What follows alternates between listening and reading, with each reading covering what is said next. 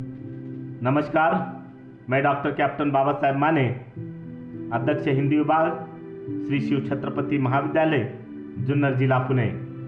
मैं आप सभी का पुनः एक बार मेरी ऑनलाइन ताशिका में हार्दिक स्वागत करता हूं। आज मैं आपको आत्मकथा के तत्वों के बारे में जानकारी देने का प्रयास कर रहा हूं। इस जानकारी को आप ध्यान से सुनिए। आत्मकथा के तत्व। आत्मकथा वर्ण साहित्य के अंतर्गत आती है। इसमें समग्र जीवन का वर्णन निहित होता है। इसका नायक स्वयं लेखक ही होता है। वह अपने जीवन के विविध प्रसंगों, संघर्षों, सफलताओं और दुर्बलताओं का संतुलित वर्णन करता है। आत्मकथा के तत्व इस प्रकार से हैं। नंबर 1, वर्ण विषय। नंबर 2, चरित्र चित्रण। नंबर 3, देशकाल। नंबर 4, उद्देश्य। नंबर 5, शैली। इस प्रकार से आत्मकथा के कुल मिलाकर 5 तत्व माने जाते हैं। अब हम इन तत्वों का विस्तार से अध्ययन करेंगे। नंबर 1, वर्ण विषय। आत्मकथा में इसे मुख्य तत्व के रूप में स्वीकारा गया है।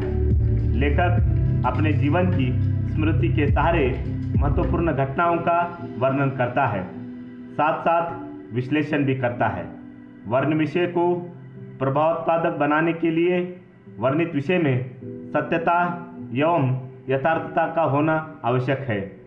लेखक पाठक की जिज्ञासा पूर्ति के लिए अपने बाल्यकाल, जन्म, शिक्षा दीक्षा, नौकरी व्यवसाय, शादी ब्याह, पारिवारिक जीवन एवं जीवन संघर्ष का वर्णन करता है। सत्यता, यथार्थता, रोचकता, स्पष्टवादिता, स्वाभाविकता एवं संक्षिप्तता आदि के कारण आत्मकथा श्रेष्ठ बनती है। लेकिन वर्ण विषय तभी उत्कृष्ट एवं परिपक्व बन सकता है यदि लेखक पूरी सच्चाई और ईमानदारी से अपने विषय में वर्णन करे। आत्मकथा का दूसरा तत्व है चरित्र चित्रण।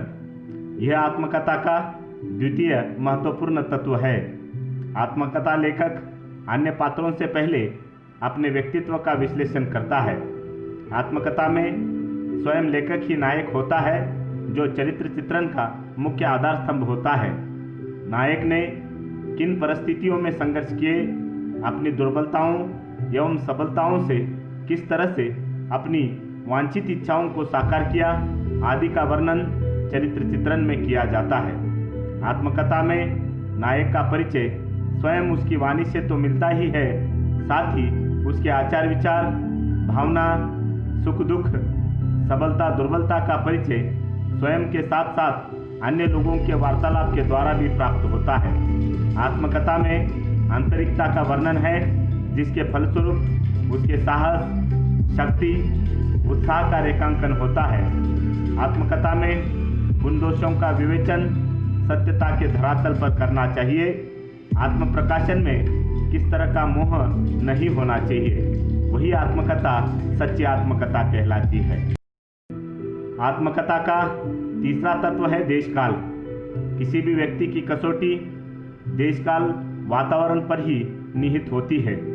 देशकाल में वह अपने जन्मस्थान से लेकर जहाँ जहाँ वह रह चुका है, उन सारे स्थानों का उस पर निश्चित रूप से प्रभाव पड़ता है।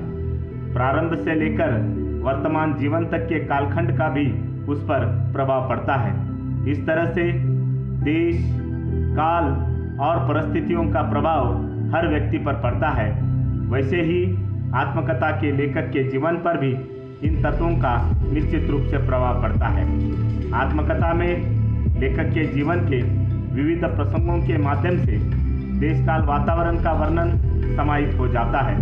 आत्मकथाकार किसी काल और देश विशेष में ही रहकर अपनी जिंदगी व्यतीत करता है। इसके साथ ही आत्मकथा लेखक अपने व्यक्तित्व को अधिक निखारने के लिए तत्कालीन परिस्थितियों का वर्णन करता है। उसके जीवन की घटनाएं देशकाल से सर्वथा बंधी रहती है। आत्मकथा में लेखक ही मुख्य होता है, वह अंगी होता है। देश और काल तो अंगभूत होकर रह जाते हैं। जो भी क्षेत्र उसका प्रभाव क्षेत्र है, उन तत्कालीन परिस्थितियों का ही वर्णन किया जाता है। आत्मकथा का चौथा तत्व है उद्देश्य। आत्मकथा लेखन का उद्देश्य अन्य विधाओं की अपेक्षा थोड़ा सा भिन्न होता है। आत्मनिर्माण, आत्मपरीक्षण या आत्मसमर्थन, अतीत की स्मृतियों को पुनर्जीवित करने का मोह या जटिल विश्व की उलझनों में अपने आप को अन्वेषित करने का साहित्यिक प्रयास आदि आत्मकथा के उद्देश्य होते हैं। इसके अतिरिक्त लेखक के अनुभवों का लाभ अन्यों को भी मिले और वे भी अपने जीवन में सफलता हासिल करें, यह भी आत्मकथा का एक उद्देश्य होता है।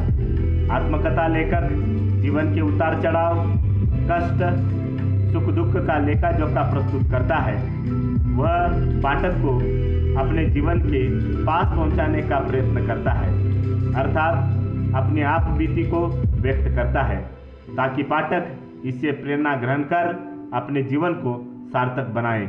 इस तरह से आत्मकथा के अनेक उद्देश्य होते हैं। आत्मकथा का पांचवा तत्व है शैली। आत्मकथा की शैली आकर्षक, गतिशील, यथार्थ, तरल तथा पठनीय हो। शैली पर लेखक के व्यक्तित्व की अमिट छाप होनी चाहिए। शैली गंभीर तथा अंतर्जगत का विश्लेषण करने में समर्थ होनी चाहिए।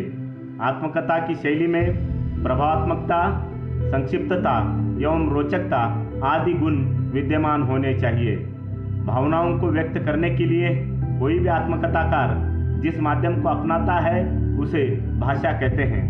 आत्मकथा के लेखक को चाहिए कि वह सरल, स्पष्ट एवं भावानुकूल भाषा का प्रयोग करें।